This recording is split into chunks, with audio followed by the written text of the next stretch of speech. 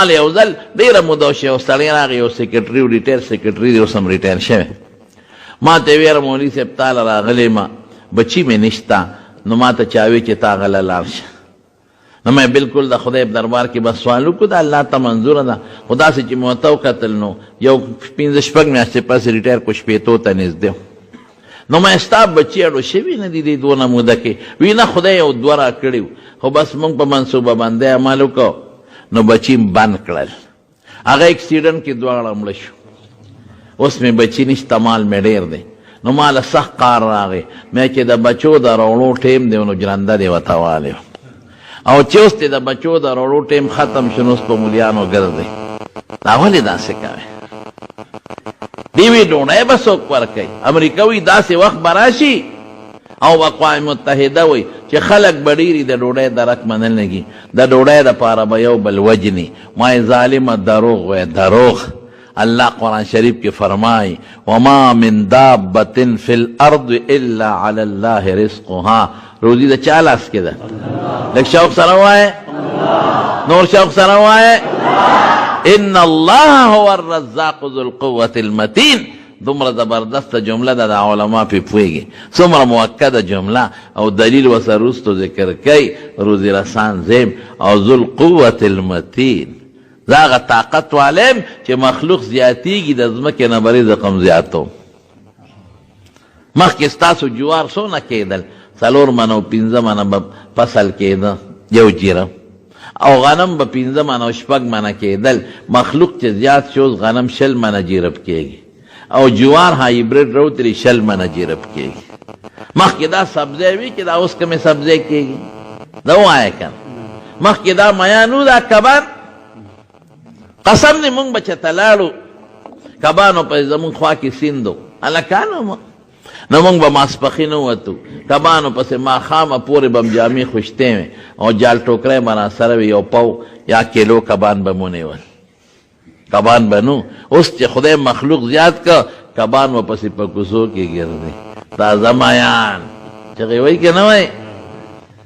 تازه مایان 2 کیلو په 3 سوه چغه پسې وای ورسې ګرځي په خوا چې باندې میلمه راغی چرګوټۍ به کم ځای مارامیان خو نو کنه دا بې غیرته چرګان دا نو دیسي چرګان به نو چې میلمه به دې راغی نو وي تالکه ګوره چرګوټۍ څو خرڅوي که نه نو په کوڅو کې به چرګوټي پسې خلک ګرځېدل نو چې پیدا به کاو دې کور کې شته نو هغې پسې به خلک ګرځېدل ماشومانو به رانیوه هغه به په کوټو ټوپونه وال ټوله محله به خبر شو د پلانکي میلمه راغلی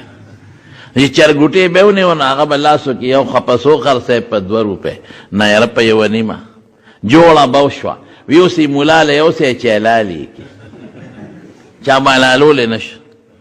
نو ملا صاحب له به یوړو نو هغه به م ورته خپېرتې کړې او بډې به یې ورته دې سنډاله هغه به بیا خواه او ما ته یاد دی ملا صاحب وایي خبرې مه کوې ردنه بیا ساه نوځي وایي داسې ده که نه ده دې مشرانو ته پته ده د هغې غریب به پکې مری وه هغه له به یې مری پیپ په ورکو ملا خو په مری خبرې کوي که نه سانګونه مانګونه مری به پکې د ملا او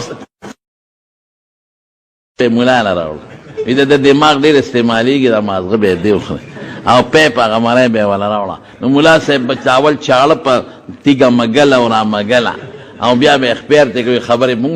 خبرې نه کولې مونږ رښتیا به تې ساه نه خېږي نو چرګوټۍ به حلال شو نو دغه یو چرګ به دنیا به خبر شوه اوس چې خدای مخلوق زیات که اوس چایو سره چرګان میلاوېږي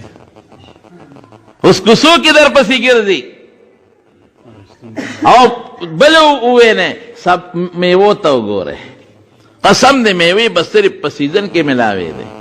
اب هم غټو بازارونو کې اوس الحمدلله چې مخلوق زیات شو ہر قسم وجود صلہ رحمی قائم وساتے ہیں اللہ پاک فرمائے تو صلہ رحمی والا قائمے کی چی بچی ہوئی نسل اور قومیت پیدا شي نو عادت رسول اللہ مبارک خاص سنت تی زمارو بہترین سنت او دا دا وعده برکت تی چرانن تاسو دل تناس شے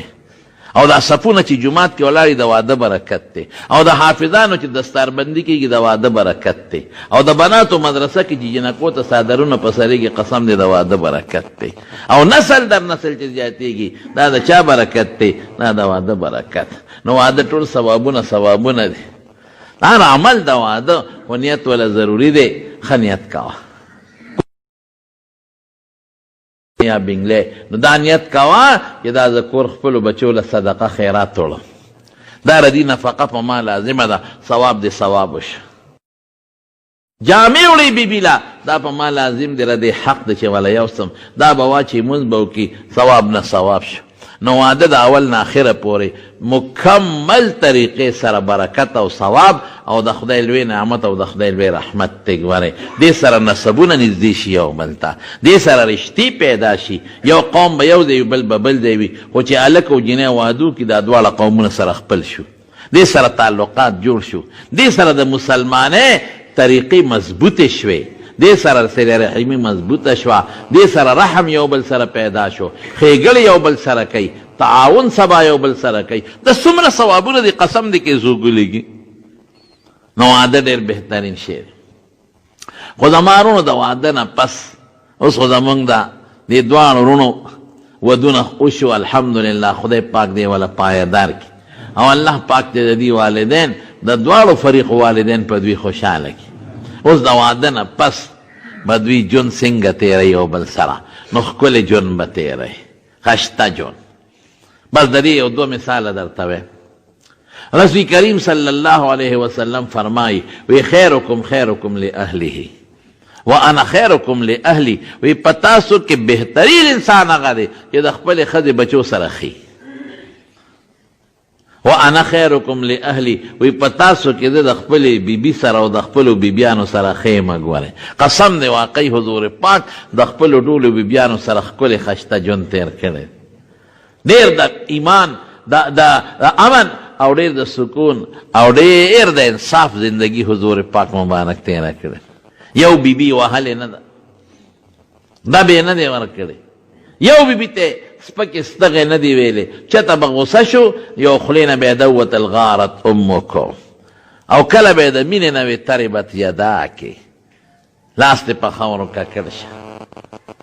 دا الفاظ کله کله د خولې نه وتېري. هم علماوي خیری مقصد نه وه، بس دا غیر اختیاري بعضې الفاظ په عرف کې مشهوري د خولې نه غیر اختیاري وځي. یو ځل بیبي عایشې صدیقې سره جام کې اوبه وې، نبی کریم صلی الله علیه وسلم ورته وکتل، وی عایشې چې ته کله اوبه وڅښې بیا لوښې ماله راوړه. نو خو ام المؤمنین هوښیاره بیبي وه، عمر یې کم و خو خدای ډېر عجیبه پوه یو عقل ورکړی. هغې وی نه ده